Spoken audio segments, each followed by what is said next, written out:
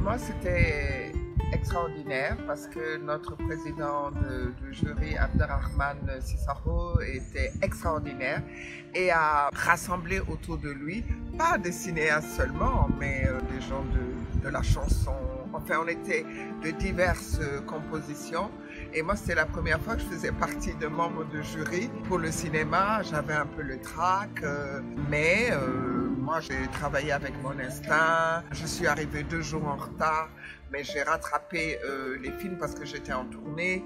Et puis, l'atmosphère, l'écoute, les films que nous avons vus, eh ben, on était à peu près tous du même avis. Moi, j'ai appris aussi beaucoup de choses des autres.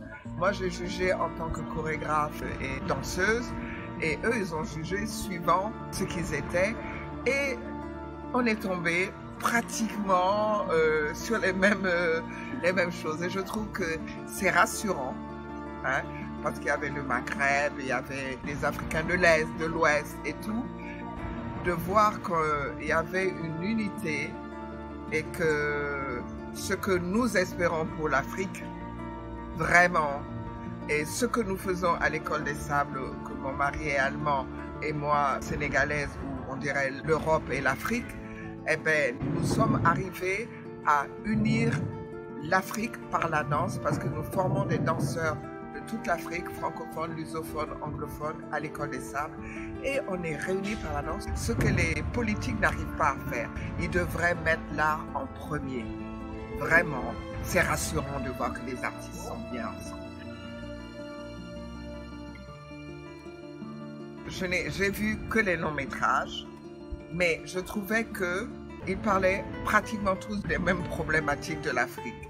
Des problèmes des femmes, hein, sur le mariage forcé, l'excision, la grossesse prématurée, l'éducation, la vie de couple, exactement, sur l'amour. On a même vu un film où, pour la première fois, à travers la littérature, cet amour transcendé de deux jeunes. C'est bien de parler aussi de l'amour, pas seulement des problèmes. Au début, moi j'étais directrice des rencontres chorégraphiques d'Afrique, Afrique en création, et ma fille, on était à Luanda, ma fille est venue voir les spectacles des premières créations de danse contemporaine. Elle m'a dit, maman, mais ils parlent que des problèmes et tout. Je dis, mais oui, mais c'est justement la première fois qu'on donne l'occasion de parler avec le corps, ils parlent de leurs problèmes. Mais après, ils vont transcender ça. Et c'est vrai que maintenant, la chorégraphie africaine a transcendé et fait des choses merveilleuses.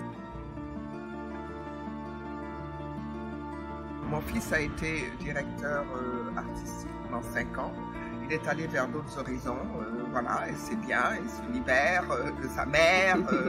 Et donc, Helmut et moi, nous avons transmis la direction à 2 jeunes, à Alessandra Setin et Wesley Ruzibiza, qui est rwandais, et qui ont fait tous les deux ma technique de danse. Donc, en faisant ma technique de danse, ils sont beaucoup plus proches de moi, de ma pensée, de l'héritage que je veux transmettre. Jusqu'à présent, ça fait 23 ans qu'on se bat pour exister, mais les problèmes budgétaires existent toujours. Bon, c'est la vie. Et donc, je trouve que malgré les difficultés, on arrive à se battre et y croire, parce que l'espoir, c'est de regarder la réalité en face. On espère que quelqu'un qui a les moyens, des entreprises qui sont là, il y a des hommes riches en Afrique de l'Ouest, qui ne s'intéressent pas seulement aux arts plastiques, mais qui s'intéressent à la danse, parce que la danse est la mère de tous les arts, n'est-ce pas, et qui sauve les vies. On peut s'exprimer avec le corps, par exemple, même si on est contre le gouvernement, vous avez parlé avec votre corps. Donc ce que je souhaite, c'est que les entreprises, les gens qui ont de l'argent, s'intéressent à la danse et aident à l'éducation, parce que même l'éducation par la danse, dans les écoles, aide à libérer les corps, à libérer les langues. Quand on libère son corps, on libère son esprit, on travaille mieux à l'école.